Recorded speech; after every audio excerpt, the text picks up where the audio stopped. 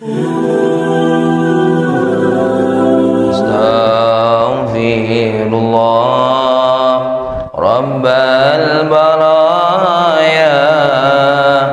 Astaghfirullah minal khataya.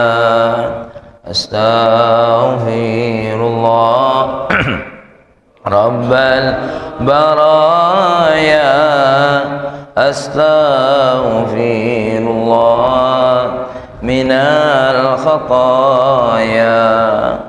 Rabbi zidni ilman nafi'a wa wafiqni amalan maqbula wa wahabni rizqan wasi'a wa tub alayya taubatan nasuha wa tub alayya taubatan nasuha. Assalamualaikum warahmatullahi wabarakatuh. Alhamdulillah wassalatu wassalamu ala nabiyyina Muhammadin ibn Abdullah wa alihi wassahabah amma ba'du. Qala Allah ta'ala fil Qur'anil Karim, a'udzu billahi minasyaitonir rajim, bismillahirrahmanirrahim. Kita baca sama-sama. Rabbi syrah li sadri wa yassir li amri wahlul 'uqdatam min lisani yafqahu qawli. Shadaqallahul azim. Allahumma inna nas'aluka fahman nabiyyin wa hifdzal mursalin wa ilhamal malaikatil muqarrabin. Ya Fattah ya Alim iftah qulubana futuhal alim. Kita lanjutkan kajian kita tentang membahas perbedaan orang yang menemukan petunjuk tentang Allah dengan kemampuan dirinya, dengan orang yang mendapatkan petunjuk tentang Allah dengan cahaya dari Allah Subhanahu wa ta'ala. Kemarin kita menyebutkan bahwasanya orang yang mendapatkan petunjuk tentang Allah dengan akalnya itu adalah orang yang mutawajjihun likulli syai'in biwujudi, orang yang mengarah kepada segala sesuatu itu dengan keberadaan sesuatu itu, ya. Kalau dilihatnya ada, maka dia akan berkata ada, ya. Seperti contoh, kita menakar kebahagiaan itu dengan benda-benda. Kalau tidak kate rumah bagus, tidak bahagia. Kalau tidak ada kendaraan mewah, tidak bahagia. Nah, itu orang yang mencari kebenaran itu dengan apa? Hanya dengan sesuatu yang nampak. Padahal apakah zaman Nabi Adam, zaman nabi-nabi terdahulu segala sesuatu tidak ada, mereka tidak bahagia? Nah, itu belum tentu juga. Nah, jadi memang inilah salah satu kelemahan sesuatu kalau yang dipandang itu apa yang adanya, ya, apa yang terlihat ada, bukan melihat hakikat itu ada. Maka jangan heran kalau di pengadilan itu, Wak Pendi, mahkamah dunia itu pasti minta bukti, ya, untuk menyatakan kebenaran. Jangan heran, karena memang itulah kebanyakannya di dunia. Ya. Kalaulah hakim kita ini bisa menembus kepada apa yang sesungguhnya, ya. Nah, itu contohnya. Beda dengan orang yang mutawajjihun alaih, yang mustadilun alaih, di mana orang-orang yang seperti ini adalah mutawajjihun biwujudi kulli syai'in lahu, orang yang menjadikan semua yang ada ini sebagai langkah mengarah untuk menuju apa yang dia cari. Jadi mana yang dia punya, mana yang dia ada. Kalau seandainya dia cuma ada tentang pada dirinya saja, maka dia mengarah kepada apa yang dirinya, yang ada pada dirinya ini untuk mencari sesuatu yang apa, yang ada pada dirinya. Gitu. Seandainya dia faham yang ada ini semuanya adalah ciptaan Allah, maka dia tidak mencari mana Allahnya, tapi melihat apa yang ada ini untuk melihat kebenaran Allah. Ya. Jadi apa namanya? Menjadikan semua yang ada ini sarana untuk mencapai segala sesuatu. Seandainya memang adanya singkong, adanya ubi, ya ubi inilah yang menjadi apa? Menjadi pandangannya untuk melihat sesuatu. Yang saya bilang tadi, bisa jadi orang lebih bahagia makan singkong itu daripada. Maka jangan heran, ini sekedar contoh analogi saja. Orang dulu ubi itu macam-macam modelnya. Saking bisa bahagianya, direbus, digoreng, dibikin apa? Keripik juga ada yang gurih, ada yang pedas, ada yang manis. Ya, sudah tuh bosan makan ini dia buat getuk. Getuk juga macam-macam kan? Bentuk getuk itu kan? Benar tak? Dari ubi kan itu? Nah, kemudian bosan itu Mang Rosik, bagaimana mereka? Dibuatnya tape. Ya. Kenapa? Karena mereka mencoba menggunakan apa yang ada ini menjadi fasilitas apa? Mencari sesuatu hal yang tidak nampak di mata. Apa? Bahagia, senang, gitu. Ya. Oke, kita cari kata-kata yang tidak terlihat, kenyang. Terlihat tidak kenyang itu? Nah, seberapa banyak harus kenyang itu? Kalau orang yang mustadillu bihi, kenyang itu ukurannya 2 kilo, 1 kilo, apa? 4 kilo. Tapi kalau ukurannya orang yang mustadillu alaih, ukuran kenyang itu apa? Kapan sudah ada yang memberikan kekuatan baginya? Kenyang. Makanya takaran kenyang itu beda-beda. Mungkin bagi Mas Tata, apa kenyang itu? Takaran kenyang itu bagaimana? Berapa banyak uang yang makan banyak? Tidak kenyang-kenyang. Model Mas Nata ini, habis makan siang, nengok somai lewat, nak makan somai. Tidak lama dikit, nunggu setengah jam, uji tetangganya. Wah, tidak kenyang-kenyang mamang ini. Ya. Jadi memang contoh ini banyak nih. Nah, maka kita ini mudah-mudahan ditunjuk oleh Allah untuk jadi mustadillun alaih, ya. Menjadi orang yang mendapatkan dalalah kebenaran Allah itu dengan cahaya Allah. Karena cahaya Allah itu menembus sesuatu hal yang tidak bisa dipandang oleh akal kita, ya. Nah, seperti contoh-contoh yang kemarin. Kok sebegitu tenangnya Ibrahim bin Adham melihat petir, ombak, apa lagi? Melihat petir, ombak, sedangkan wong yang lain apa? Lah ketakutan. Kenapa? Karena dia melihat apa yang dilihat ini, merasakan, ini kebesaran Allah. Beda dengan yang mustadillu alaih, mano yang terlihat ini mengerikan. Dia sedang mencari Allah, padahal Allah sedang menunjukkan kekuatannya. Ya.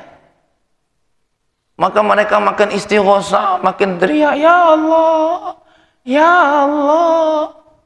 Makin nak tenggelam kapal. Giran Ibrahim bin Adham tidak pakai teriak-teriak saja. Ya Rabbana qad araitana lutfaka qudrataka fa'arina lutfaka. Ya Allah, kau telah menunjukkan kuasamu, maka tunjukkan kelembutanmu. Tidak kepikiran oleh kita, doa itu tidak kepikiran itu. Pasti kepikirannya Mas Nata apa waktu doa saya itu? Selamatkan kami ya Allah, selamatkan kami ya Allah. Tolong jangan bunuh kami ya Allah. Jangan tenggelamkan kapal kami ya Allah. Itu doa kita. Kenapa? Karena kita mikir dengan apa? Dengan akal kita. Beda dengan apa? Dengan Ibrahim bin Adham. Ya Allah, Kau telah menunjukkan kuasamu, tunjukkan kelembutanmu. Nah, Allah itu paling senang kalau disebut-sebut apa?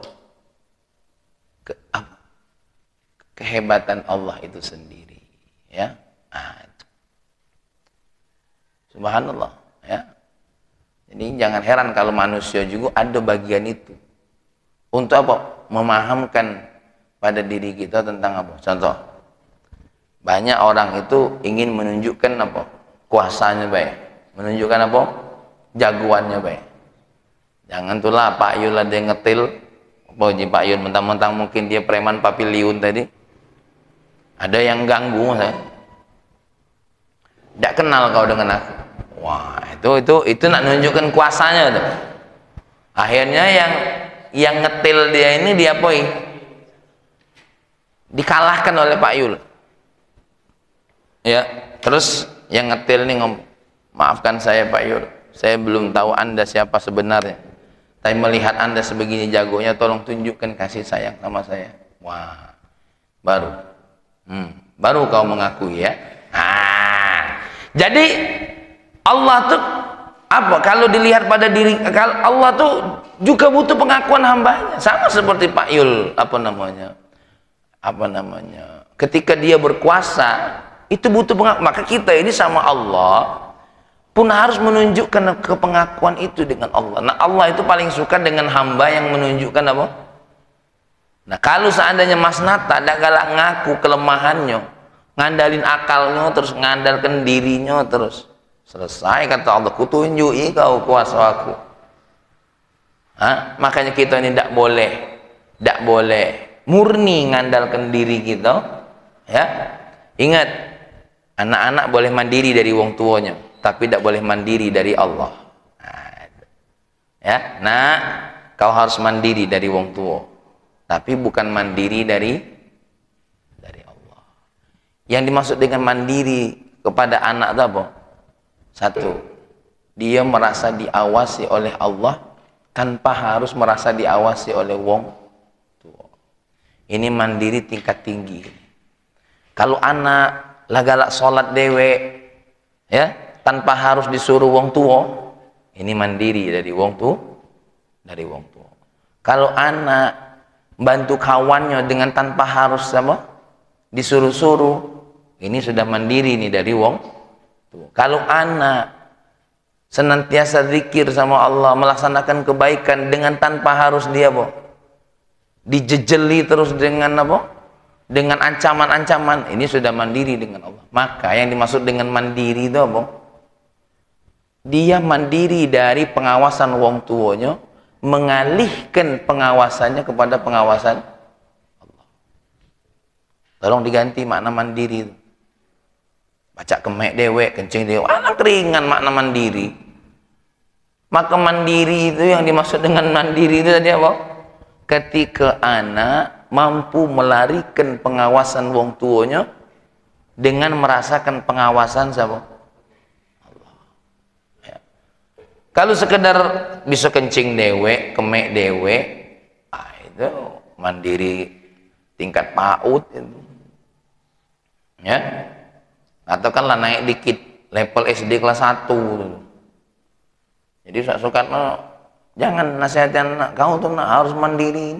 Mandiri itu apa? Jadi ketika seseorang itu sudah merasa dirinya, wah ya Allah, kalau aku berdosa, kalau aku melakukan maksiat ini, aku nanti dipandang oleh Allah berdosa. Kalau ini kewajiban aku, nah itulah hakikat mandiri. Ya. Kalau yang nginjuk pinjaman itu bukan mandiri, itu bank mandiri. Ya. Nah, ngapalah juga kita sebut. Oke. Baik. Mandiri. Saya lanjutkan dulu. Fal mustadillu alaihi walladhi yasbiqu liqalbihi fi'lul khalqi. Ciri-ciri orang yang mustadillu alaihi itu bagaimana? huwallazi yasbiqu liqalbihi fi'lul khalqi. Orang yang senantiasa mendahului pada hatinya itu bagaimana? Fi'lul khalqi, yaitu bagaimana perilaku dia. Jadi gini, ketika seorang hamba dengan Allah, itu bukan mikiri apa yang Allah buat dulu untuk dirinya, tapi apa? Apa dulu yang dibuat oleh hamba untuk siapa? Tuhannya. Ya. Jangan kita ini mencari Allah itu dengan apa? Apa sih yang Allah buat untuk aku? Maka berbicaralah, apa yang sudah ku perbuat untuk Allah. Karena orang yang sadar, Allah sudah berbuat banyak untuk kita. Dari kita tidak katik jadi ada. Ini aku jadi ingat film yang mencari Tuhan itu. Siapa yang orang miskin Saro itu? Siapa namanya Pak Ari? Jangan malu-malu lah, sebut baik namanya. Aduh, siapa namanya tuh? Yang Asrul. Si Asrul ini ngomong sama penjaga merbot itu, penjaga musola tuh. Siapa namanya tuh? Apa katanya? Penjaga musola, di mana Allah saat aku mencarinya? Di mana Allah saat aku kelaparan? Di mana Allah saat aku memerlukan bantuannya? Di mana Allah? Maka jawabannya, Asrul, jawabannya apa?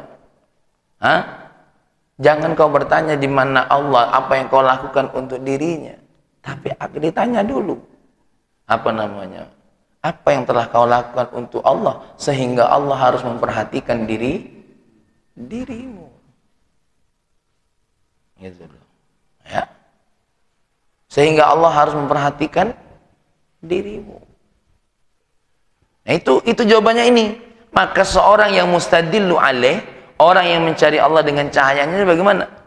Bukan bertanya apa yang sudah Allah lakukan sama aku, tapi bertanya dulu apa yang telah aku lakukan kepada Allah.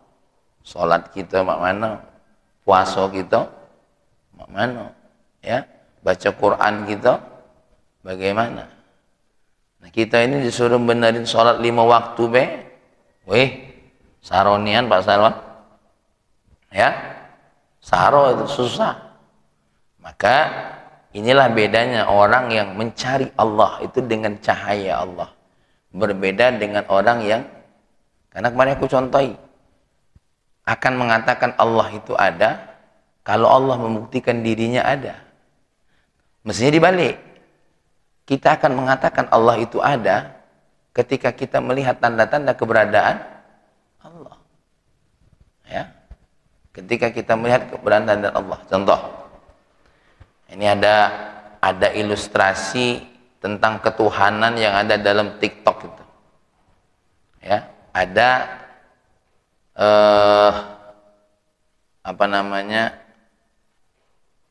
ada seorang tukang cukur, ya, seorang tukang cukur. Ketika tukang cukur itu nyukur rambut yang dicukur ini, si tukang cukur itu nanya. Dia nanya, apa kata dia? Saya tidak meyakini Tuhan itu ada. Kenapa? Karena buktinya derita masih ada, kesulitan masih ada, bencana ada di mana-mana. Bagi saya itu tidak menunjukkan adanya Tuhan. Nah, yang dicukur bingung nak jawabnya bagaimana. Akhirnya pas dia keluar dari tempat cukur itu, dia nengok ada orang yang rambutnya panjang. Ada kan Pak Yul nengok itu? Rambutnya panjang. Berarti kita satu channel jangan TikToknya tuh. Ya. Nah, panjang, rambutnya panjang. Dipanggil, diambil lah si tukang rambut panjang ini, ditunjukin sama dia. Saya tidak yakin kalau tukang cukur itu ada. Aku barusan nyukur rambut kau. Ini buktinya. Ada orang yang rambutnya panjang. Bukan berarti tukang cukur tidak ada, dia aja yang tidak datang dengan tukang cukur. Itulah jawabannya. Ya, ketika derita, kesulitan itu kamu rasakan ada, ya, Bukan berarti ya Tuhan itu tidak ada, tapi kamunya yang tidak datang kepada Tuhan. Seperti tukang rambut yang rambutnya panjang tidak datang ke tukang cukur. Ya. Nah, itulah kira-kira. Nah, maka yang dimaksud dengan mustadillu alaih, kita ini beristidlal dengan Allah dengan cahayanya Allah, bukan dengan mencari sesuatu tentang keberadaan Allah itu sendiri dengan akal kita. Tsumma yufanniduhum binadharihi lima yaqtadi nafyu tasarruf anhum. Lima yaqtadi nafyu tasarruf anhum. Ya. Setelah dia melihat apa yang dia lakukannya dulu untuk Allah, baru dia yufanniduhum binadhrihi, menyandingkannya dengan cara pandangnya, ya.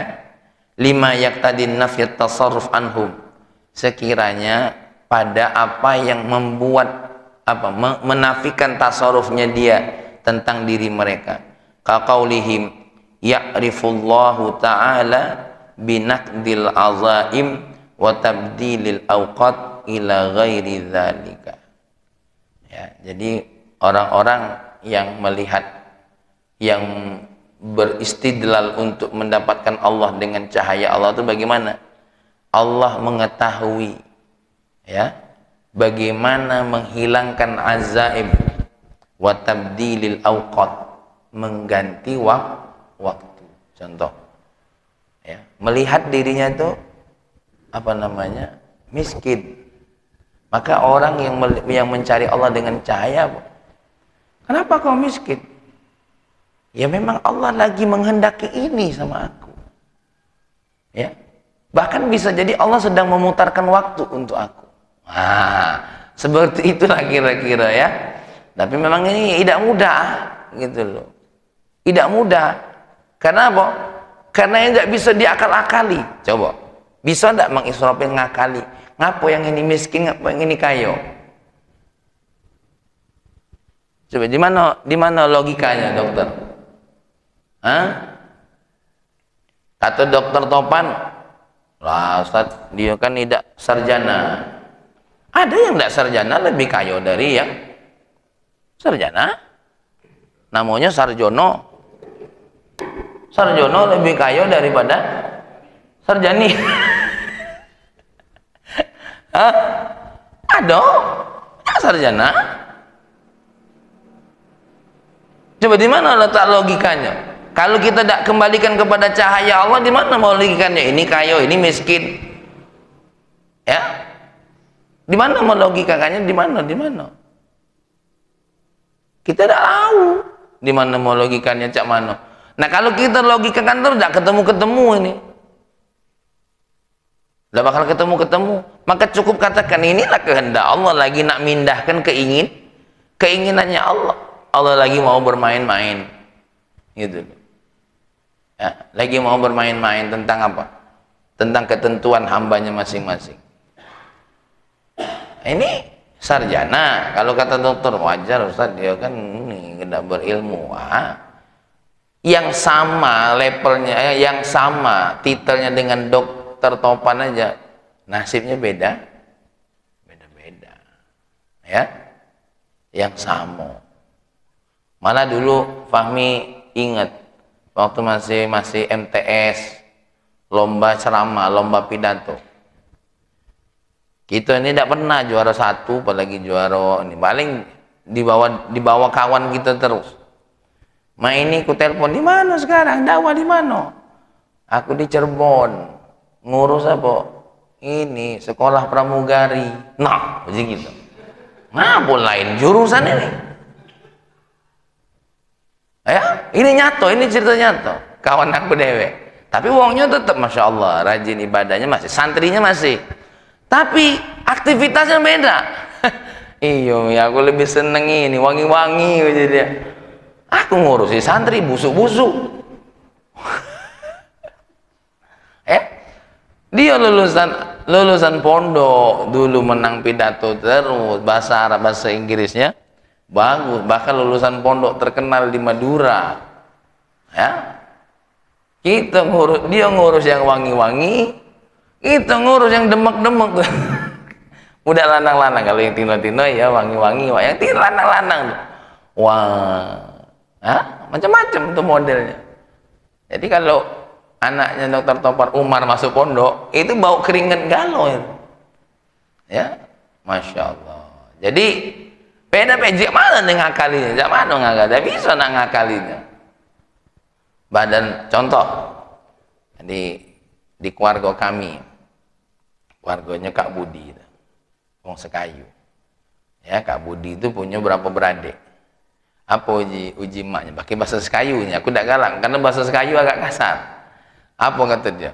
Dari apa dari jalan yang sama tapi nasib beda.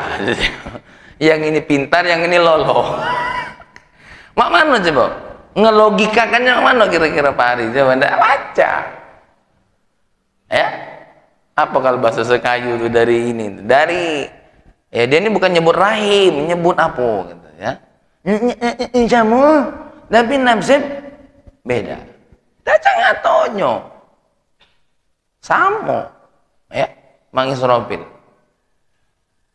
ya, Mang Isropil mungkin dengan tetangga Mang Isropil kayo lah, tetangga Mang Isropil, walaupun Mang Isropil juga kayo gitu ya, tapi anak Mang Isropil ada yang S2 yang dia belum tentu, udah baca ngatonyo.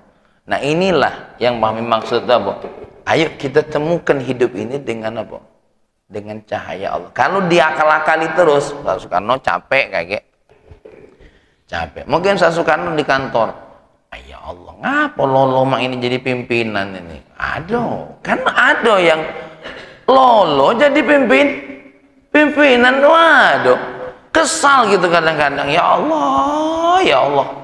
Mas Tantanya saya ketawa, aku tahu fakta di kantor ada. Bener gak Bang Rosi? Fakta itu kadang-kadang, ya Allah, oh dem, lolo model mak ini jadi pimpinan ini ngaku pacak. Itulah namanya kalau kita berkata ya'rifullahu binaqdil azaim wa taqdil awqat. Ya. Itulah cara Allah nak ngantikan apa namanya? Azaim, apa azaim itu? Azimah itu keinginan-keinginan. Ya, waktu-waktu. Allah galo yang ngatur.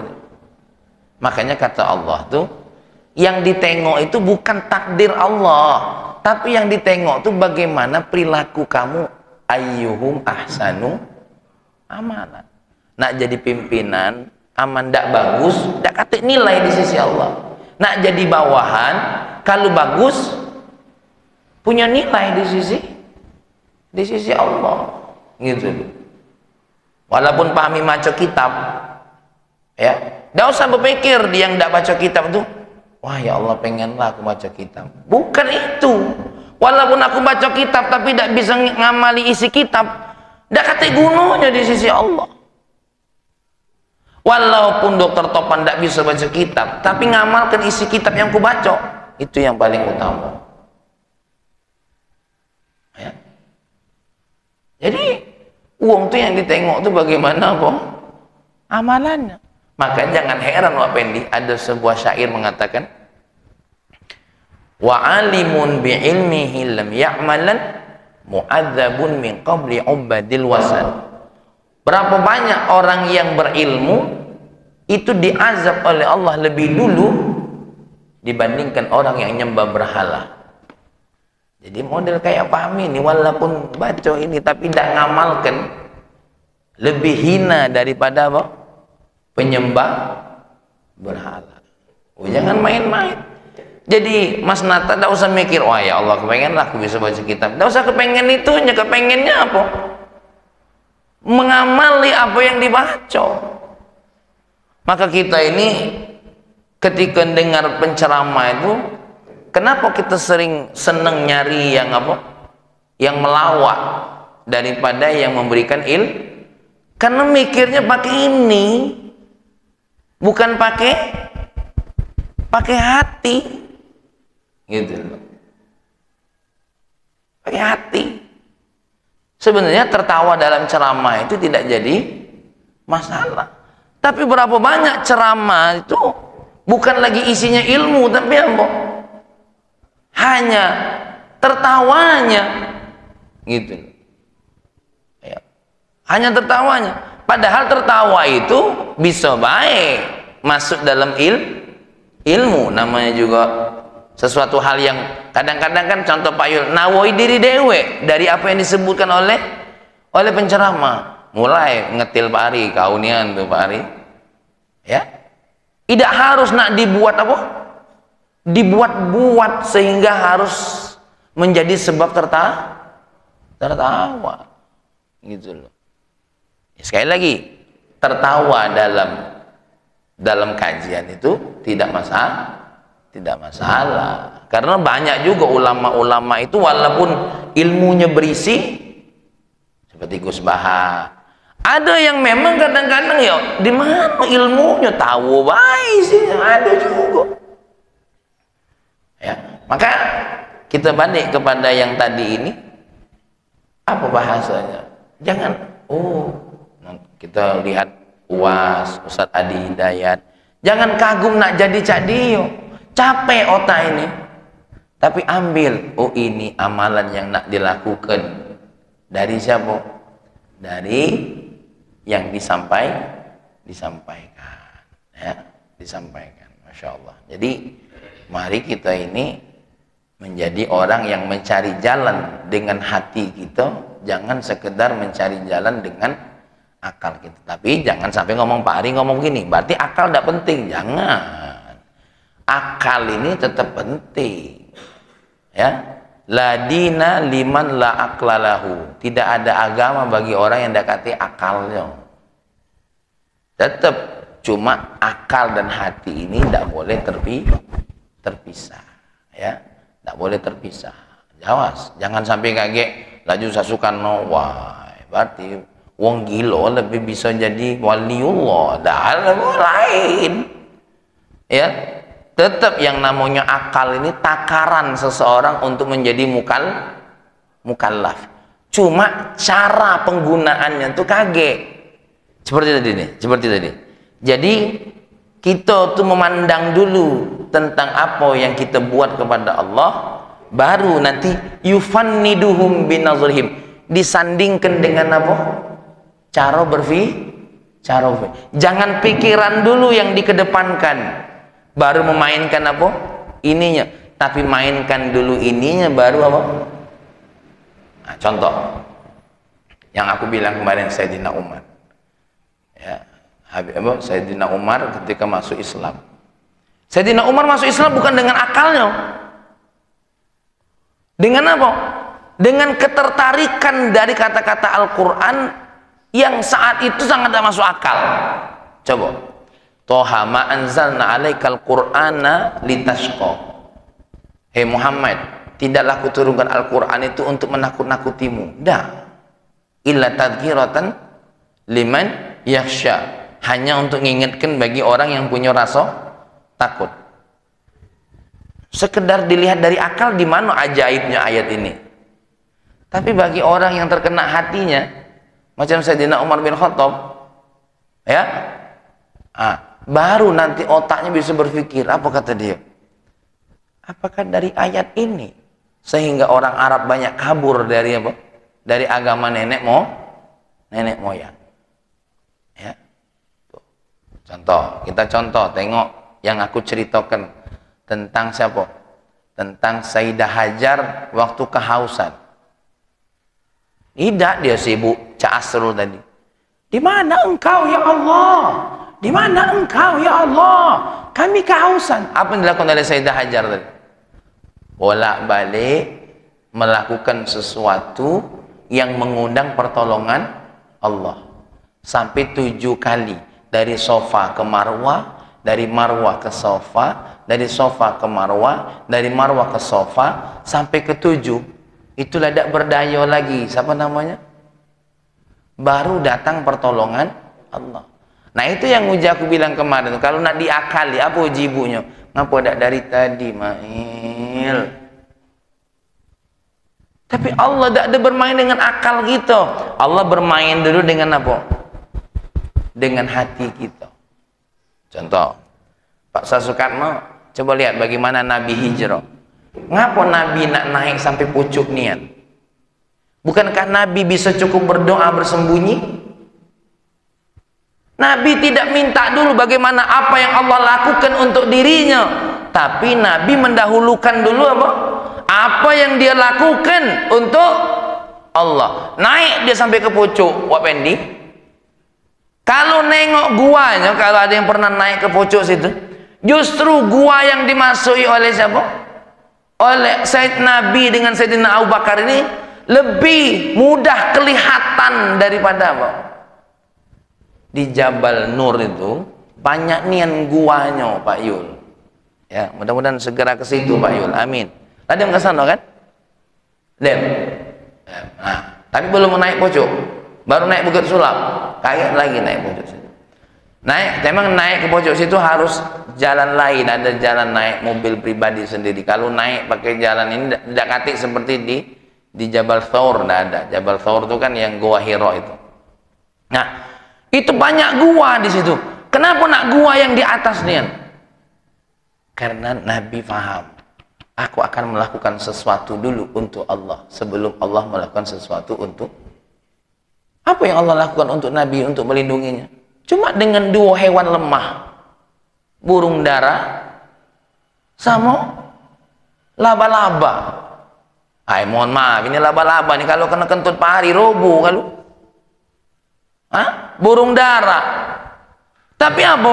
Allah ingin memainkan akal orang-orang jahiliyah. Apa kata dia? Dem tidak usah masuk kata dia. Padahal kalau galak nunduk dikit. Nah, Abu Bakar tetongo. Wong Sayyidina Abu Bakar lah ketakutan. Apa kata Sayyidina Abu Bakar?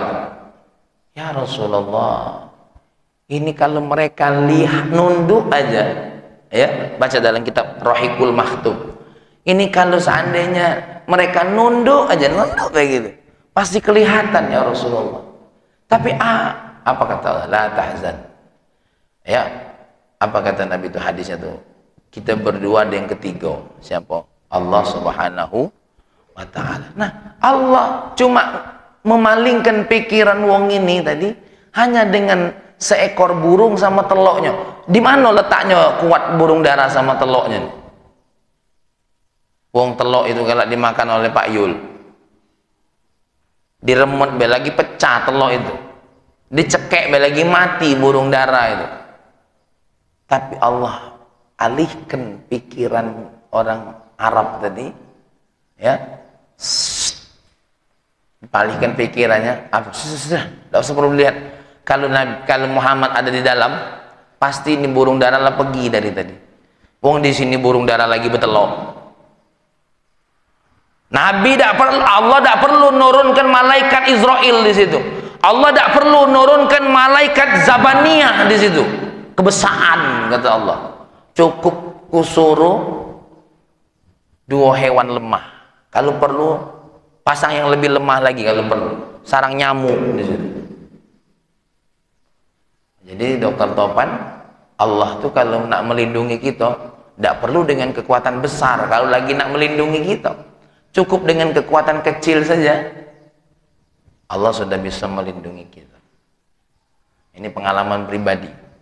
Jadi Fahmi bawa mobil dulu, ada mobil anak Waji Pendi dulu, Hardi. Jadi bawa mobil Rush ini ke Jakarta karena nak dibalikkan mobil ini. Di tengah jalan setir ini kok spellingnya berubah-berubah. Nah, pas sampai di Jakarta alhamdulillah selamat. Sama adik ipar Wak Aji dia ke bengkel. Apa Uji siapa? Uji Mangawo itu.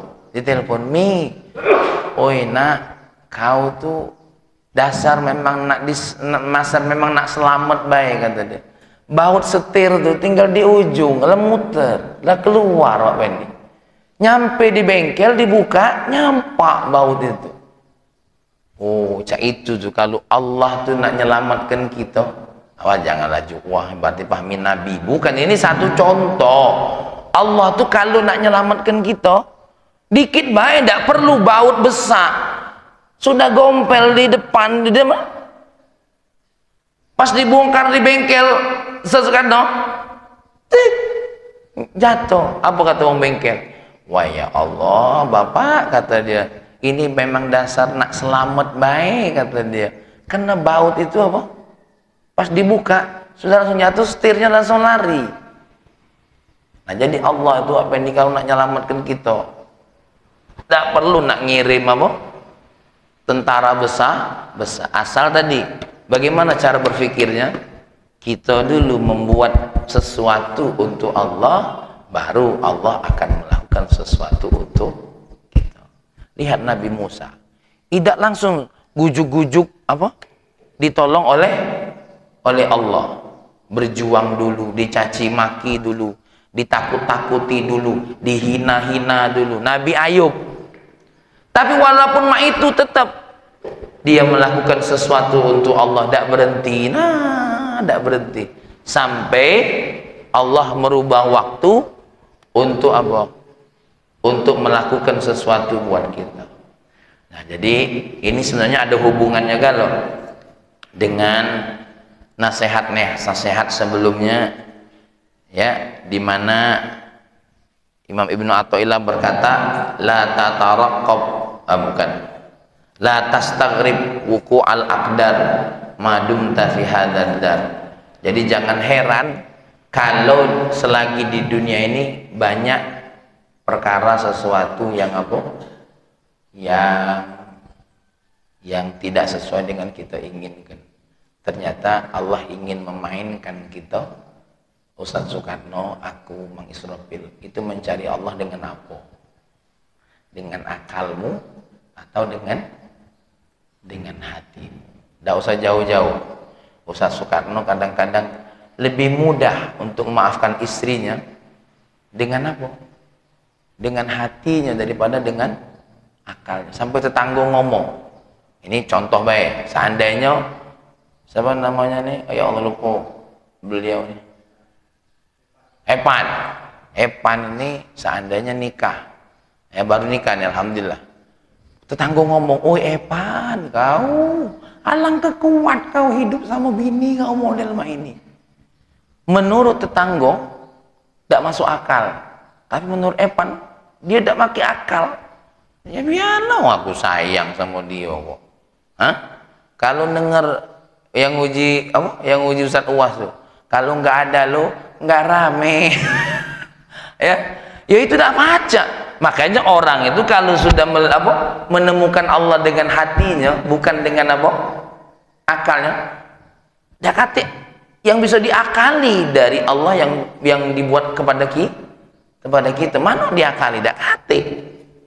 Ya, tidak ada sesuatu yang bisa diakali.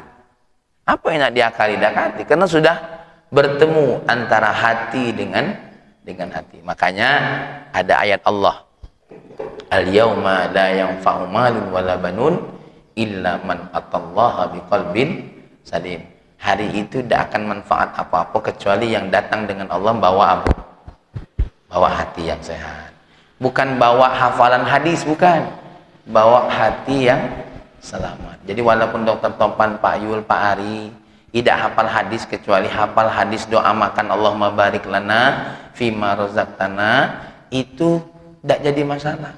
Walaupun Mang Israfil, apa hadis yang aku hafal ya, caknya tidak katik nian, tidak apa-apa. Yang penting kaget berhadapan dengan Allah, bawa apa? Bawa hati yang selamat. Yang hati inilah hati yang berserah diri kepada Allah. Jadi kaget, malaikat itu tidak nanya berapa hadis yang kau hafal nata, tidak ditanya. Tapi yang ditanya adalah bagaimana hubungan Mas Nata dengan Allah Subhanahu wa taala dengan berbagai macam takdir yang dihadapi. Ini sajalah yang dapat disampaikan, dan sebelum penutup ada perubahan fatwa dari Ustaz Soekarno bahwasanya malam inilah baru malam nisfu Sya'ban. Ya, jadi malam ini ya, karena berdasarkan tanggal yang ditunjuk oleh Ustaz Soekarno, hasil penerawangan beliau ya, bahwasanya Selasa malam Rabu, baru nanti kemarin baru tanggal 13. Jadi hari ini tanggal berapa? Jadi malam ini baru nisfu. Karena apa? Di grup itu caknya langsung berubah fatwa Ustaz Soekarno ya. Merujuk anhu kalau bahasa fikihnya. Ya sudah, yang jelas ya seperti yang saya sampaikan kemarin, mari kita manfaatkan malam Lailatul Nisfi min Sya'ban ini untuk menjadi pelebur dosa bagi semua dosa kita. Amalannya amalan apa? Amalannya tidak usah yang aneh-aneh. Amalan yang sudah jelas sunnahnya. Kalau antara maghrib sama isya, sholat sunnah awabin. Kalau antara isya sama subuh, tinggal pilih hajat, surah sunnah mutlak. Nanti agak malam sholat tahajud. Ustaz, ada ustadz yang ngomong tahajud itu tidak harus tidur dulu. Inilah perbedaan pendapat ulama. Ada yang mengatakan tidak harus tidur dulu. Itu diantara ceramahnya Ustadz Adi Hidayat. Ada yang tidak akan disebut tahajud kalau tidak tidur dulu. Karena tahajud itu bangun tidur. Ya. Karena tahajud itu bangun tidur. Terserah nak tidurnya berapa lama.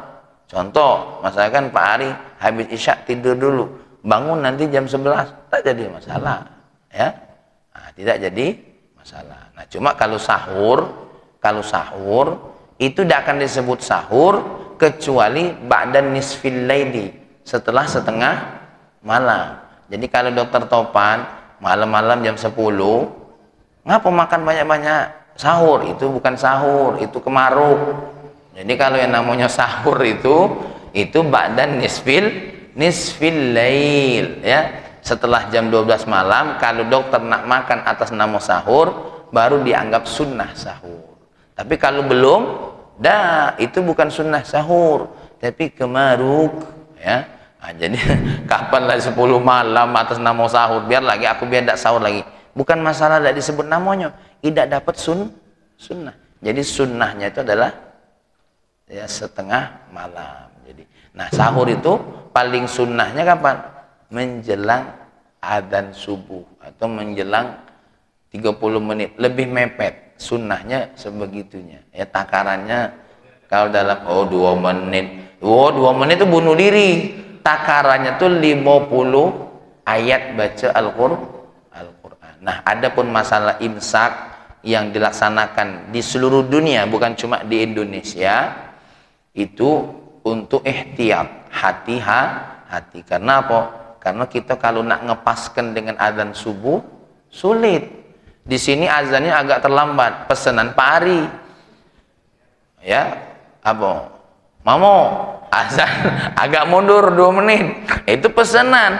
Yang di sana udah kasih pesanan, azannya lebih cepat. Makanya kita disunahkan imsak, nahan. Walaupun habis imsak itu Mang Rosik masih boleh untuk apa? Minum dulu. Ngopi kelamuan, ya minum dulu boleh. Nah, jadi artinya imsak itu untuk ihtiyatan. Dan seluruh ulama dunia mengingkari kalau ada fatwa yang mengatakan azan subuh masih boleh minum. Nah, itu diantaranya Habib Zain bin Ibrahim. Dan tolong untuk hati-hati jangan dipakai fatwa itu. Ya, jadi Pak Ari, walaupun fatwa itu lemah, jangan dipakai. Karena khawatir justru kaget itu malah bernilai membatalkan puasa. Lebih baik kita ngambil fatwa yang orang-orang dulu. Ya, nantilah bahasan ini kita akan sebutkan dalilnya nanti. Ini sajalah dari pahami, mudah-mudahan semuanya sudah mulai mendekati Allah tidak hanya dengan akalnya tapi dengan hatinya. Allahumma salli wa sallim ala sayyidina Muhammadin wa ala alihi wa ashabihi ajma'in. Allahumma ya Allah barik lana fi Rajab wa Sya'ban wa ballighna Ramadan. Rabbana ya Allah taqabbal minna salatana wa siyamana wa qiyamana wa ruku'ana wa sujudana wa takhashu'ana wa tadarru'ana wa ta'abudana wa tamim taqsirana birahmatika ya arhamar rahimin. Rabbana atina fid dunya hasanah fil akhirati hasanah wa qina adzabannar. Alhamdulillahi rabbil alamin. Assalamualaikum warahmatullahi wabarakatuh.